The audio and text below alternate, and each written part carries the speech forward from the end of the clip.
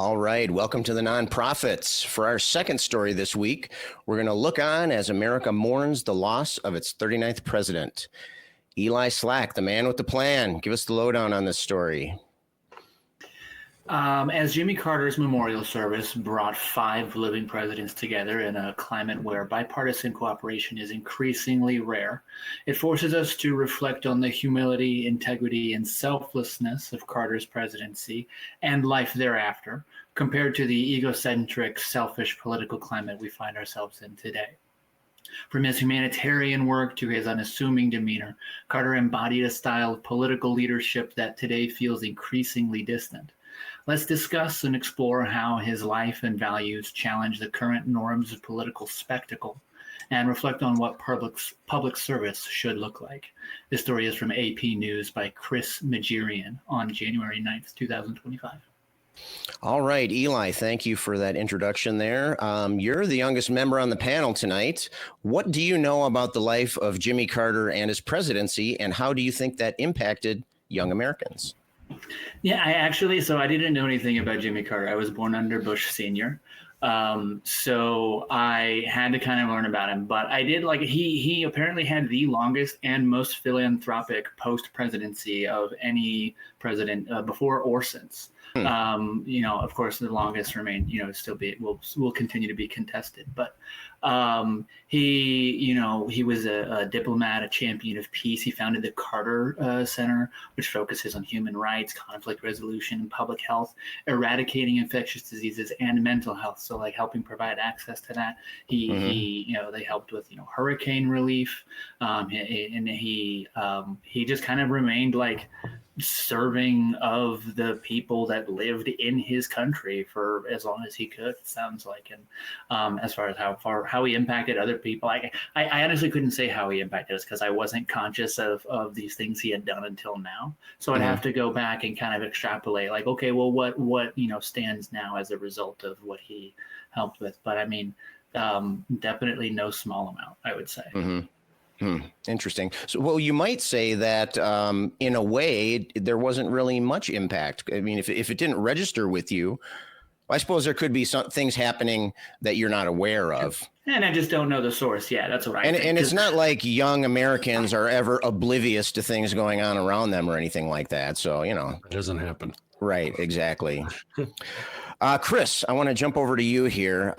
So it seems that Jimmy Carter was somewhat of an odd duck among American presidents. What sets him apart from the others? One of the things I think that set Jimmy Carter apart was that, first of all, he was a peanut farmer. He was more of a down-to-earth person, I feel, than most of the politicians. Let's throw the word politicians around at the time. Back in the day, between his presidency and just before, and then since then, almost all of the politicians are businessmen or lawyers, some of this from that kind of demographic. And yet Jimmy Carter had this soil of the earth, salt of the earth kind of way about him. And he was one of my earliest memories, political memories, from whenever I was a kid, during the election of 1980. Telling you how old I am. Whenever Reagan beat Jimmy Carter for re-election, I believe that was yes. I was down playing with some friends, and whenever my friends, their parents found out that my mom was for Ronald Reagan, they sent us home and wouldn't let us play with their kids anymore. That was one of my first memories.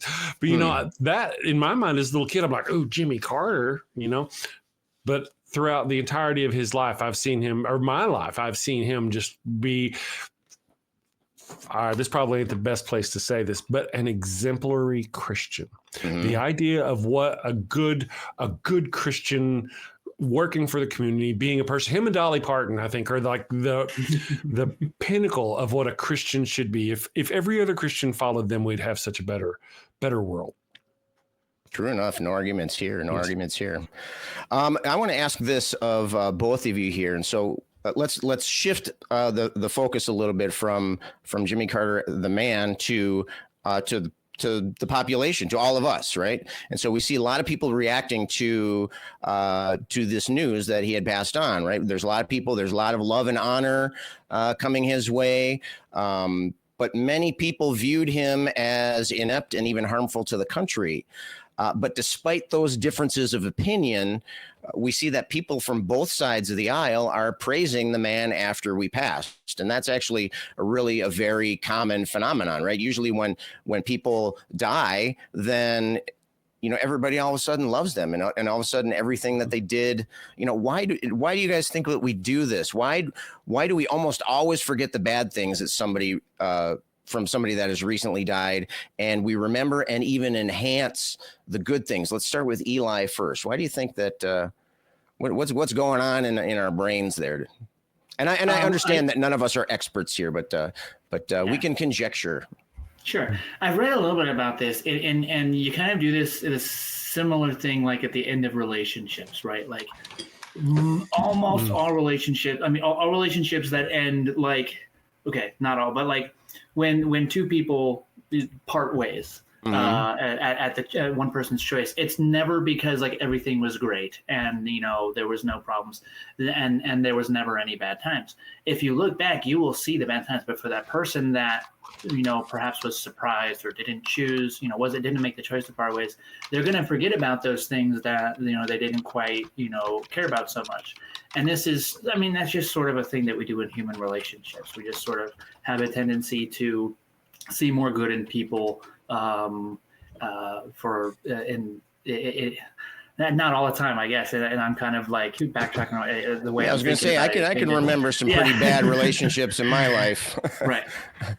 And it's sort of thing when we experience loss, I guess, is what it is. When we no longer have something, no longer have access to it, we start to be like, wait, hold on. How does this affect me? Like, how is this what's going to be different now? And then maybe that's more what it is. Like, things are going to be different now. Like, it won't have this positive benefit. It won't have this good benefit, and it's more or less extreme to some degree for different people, I think, in cases like this.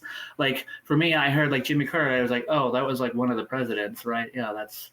How old was he? Like, that's sad, but it sounds like it was time, it was pretty old. So but for some people, like it hits a lot more heavily. So it's far be it for me to, like you said, we're not experts. So I'm just kind of conjecturing here. But, right. Well, 100 years is pretty good run, I think. Like good on him. That was. Yeah. Maybe it was a swinging the hammer all those years or something, kept him youthful and invigorated. It was all the peanuts. Maybe that's it. Maybe that. All right. Well, the new Eli Slack peanut diet coming out next week. There you go. Yeah. Chris, what are your thoughts on that? Why do you think? From what I'm gathering from what Eli was saying, is that maybe this is some kind of defense mechanism or something like that. Why do you think people are all of a sudden all rosy and peaches? Is that a phrase? Rosy and peaches after somebody passes on, and they have a tendency to forget about the bad stuff. They're to be honest, there's a couple of things that I think about. And one of them is that it could be actually a reflection on us. It's less about that we want to make, it's how we would want to be treated when we pass. When I pass, I don't want you to remember the bad things about me. I want you to remember the good things and uphold them to me. I think that kind of has, from my perspective, that's how I kind of feel about it. Whenever it happens, man, don't sit there think about that one time you caught me on the camera, knuckle deep in my nose. Talk about all the times we did good things and had, made good points and stuff like that. And I think it kind of has that. It's as sad as it may seem. I feel it's a little bit of a narcissistic, selfish thing that we apply this to other people, even like the antagonist that Jimmy Carter had, who didn't care for him necessarily during his presidency, and yet now are going, oh, he was a great man. I think it's kind of the same way. Whenever they pass, despite however they engaged with everyone else, they want people to gather around and go, he was a good guy. Oh, so maybe it's a form of optimism. Maybe it's a form of wishful thinking or hope for the future or whatever. Yes. Oh, yes. Okay. Interesting. Maybe. All right. Well, I want to shift gears here. I'm going to stay with Chris on this question, but I want you to think about this. So despite the long-standing tradition of honoring deceased presidents by lowering flags on federal buildings to half staff for 30 days, okay, that's the tradition, there are some that will be refusing to do so because of the inauguration of the incoming regime falls within that 30-day window. So my question is is this just petty dick waving from either or both sides? Or is it a reasonable accommodation? If it's the former, is it an indication that this is what American politics would be like from here on out? Oh, you know what? I think it is petty. I think the incoming administration should see it as an honor. They should lift up everything they can about Jimmy Carter and embrace it all and go, hey, there's a brother in arms has fallen, and I'm coming into office, and I'm honored to have my inauguration flag fly at half staff. The part of the deal is the narcissism of this particular individual. It takes the light away from him. Right. And therefore, he doesn't like it. One of the things he already didn't like, from my understanding, didn't like the notion of a flag half staff because of it. I don't know. He already didn't like it for some reason. I don't remember what that particular reason was. Looks bad, like injured military people. He doesn't like them either. But I think that kind of has some more to do with it. He really should see it as an honor that he is taking the mantle at the same time and should actually honor Jimmy Carter's legacy while he takes creates his own legacy. I think it's a missed opportunity. As a tip of the hat, or even a salute to the institution of the presidency. Yeah. What do you think about that, Eli? Oh, sorry. Finish, Chris. Well, I was just going to say, to the institution and, of course, to the man. Now even Donald Trump, like you have been mentioning here, Donald Trump himself used to speak poorly of him, and now all of a sudden he's going to be speaking well about him, and he's going to do all this stuff. Same thing, So Eli, I want to put a slight little twist on the question there. So do you think that this is being do you think that this little schism, or whatever you're going to call it, right? One group saying we want the flags at half staff, the other group saying no way. Do you think that particular schism is being taken advantage of for political advantage, or do you think that it's a legitimate squabble?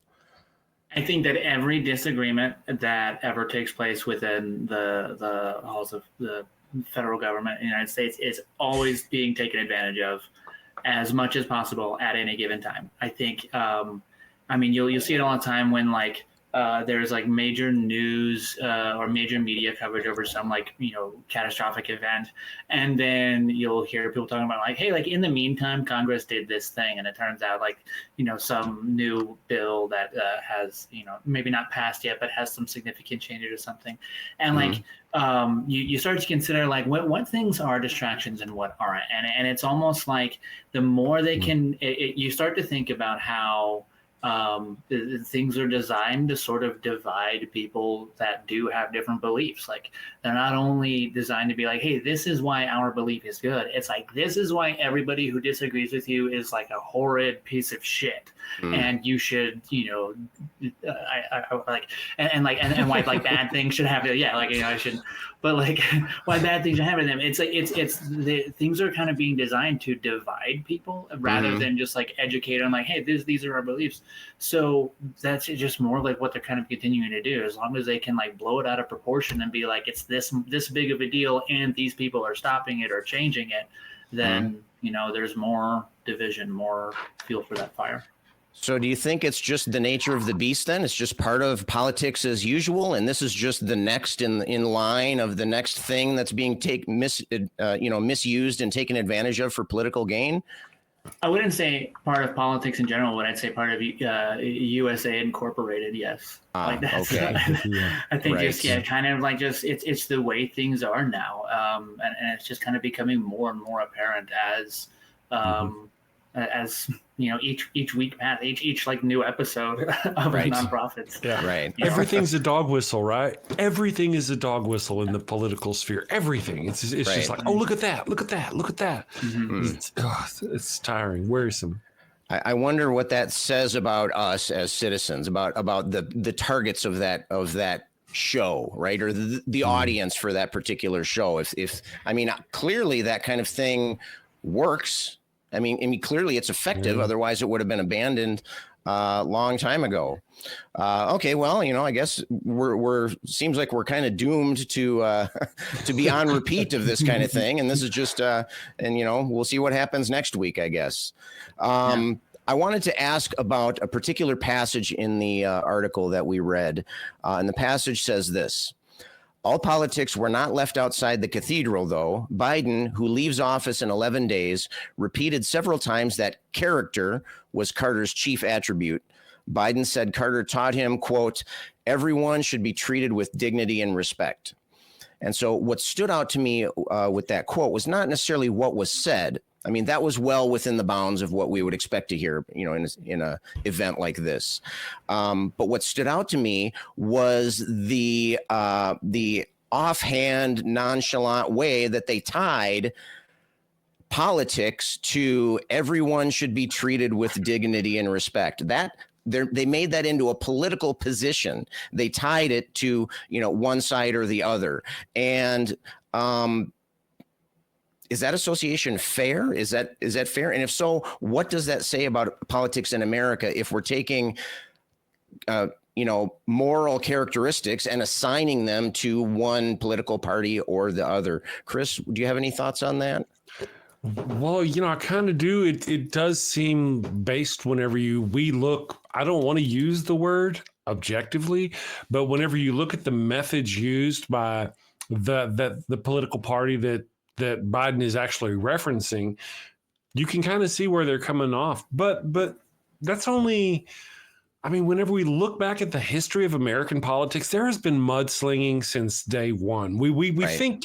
I think sometimes we as Americans, maybe it's because of the way we learn about it in school, we think about the founding fathers and the politicians leading up to the 1800s and the 1900s as some sort of noble, glorious things. But when you go back and look at some of the things they did during their own campaigns or during their own presidencies, Johnson, when you've heard about Johnson, he will tell you about his Johnson because he did, you know what I mean? There was a lot that went down that you don't really think about. Oh, wow, Johnson. Was it Teddy Roosevelt like to wear women's clothes and swim naked in the river behind the White House? People don't think about things like that. There's this, but nowadays we see our politicians in this stark, oh my goodness, I can't believe they did that or they said that. Mm-hmm. I think it kind of, we forget those things. So yeah, I kind of feel because of my political bents why Biden would say that. Mm-hmm. But really, it's really just the one more touche in a fencing match that has been going back for 250 years. Right. Well, I suppose as atheists, we're used to being slandered and we're used to being associated with these negative characteristics. Eli, do you see any comparison there between what's happening? And is this just a different flavor of the type of discrimination that atheists and of course other minority groups experience? Or is this intended either consciously or unconsciously to exacerbate the divide between us versus them, I guess is what I'm asking. I don't know if it is, if I would guess that it's intended to. I think it could. I would agree that, to associate the characteristic of treating people with dignity with one particular political affiliation, it's problematic. I don't think that any ideology, any group is a monolith. There are, people who have different stances on different topics for different reasons. So yeah, you're going to find people on either side of any given characteristic that do and don't treat people with respect and dignity. So yeah, if the implication is that, unlike some people around here, then I think that's an unfair, you can say unlike some people, but to categorize those people as all one group, I think would be a misstep, and it would be, so it's kind of a way of building yourself up by pushing someone else down, even though the things that you are saying about the other kind of also applies to your group as well. Yeah. Right. It's a human thing, not a Republican or a Democrat thing, or not as a religious or atheist thing. It's just being human beings. That's what we do. And that this is just one way of doing it. Yeah. Oh, exactly. Okay. All right. Well, I have the most important and most thought-provoking question of the evening, right, is coming out right now. Here it is. And we're going to start with Chris. Okay. What is your favorite food that features peanuts as the main ingredients? Okay. I want to as a main ingredient. See, I've been lining this up, even getting delicious. Okay, if you want to do it as a secondary ingredient, that's okay. Thank you, Scott. You don't need to be super strict with that. Yeah. I was gonna go with a banana split. Banana split with little peanuts on top, shredded cheese, some chili. Wait, hold on. I was with you there for a second. Please tell me you don't put chili on a banana split. Really? No. Okay, No. all right. I was just seeing if you were paying attention. You were. Well, I was, but I was shocked. Took me a second. But that was close enough that I might have bought it. I was selling it. I was a banana split. If you used to give me an option of anything with peanuts on it, banana split would be the only thing I think of. All right, Eli, what's your favorite peanut dish? I'm going to go with the Reese's Peanut Butter Cup. Ooh, strong choice. I like the extra peanut butter ones, the ones that are like an inch thick. You do like the extra peanut butter ones? Yeah. Okay. So let me ask you this, and this is, of course, another important question. What is the correct way of eating a Reese's Peanut Butter Cup? Oh, I did it's like a hockey puck. Like if you could hit them at my mouth with like some sort of lever type, and I would just however it lands in my mouth. I think you've just stumbled on to the next ACA fundraising event. We're not going to have a dunk tank. We're going to have a slap shot into Eli's face.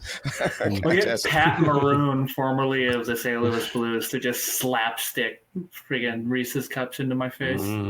Tasty. That would be awesome and horrifying at the same time. Yeah, I might lose my life. My favorite peanut dish is a dish that I learned how to make when I was in the Peace Corps in Africa. It's called domada, and it's basically peanut stew, and you make it with chicken and vegetables and chicken broth and unsalted, unsweetened peanut butter, and it's really super delicious. It was my favorite thing that I ate when I was over there. Are you making your own chili joke?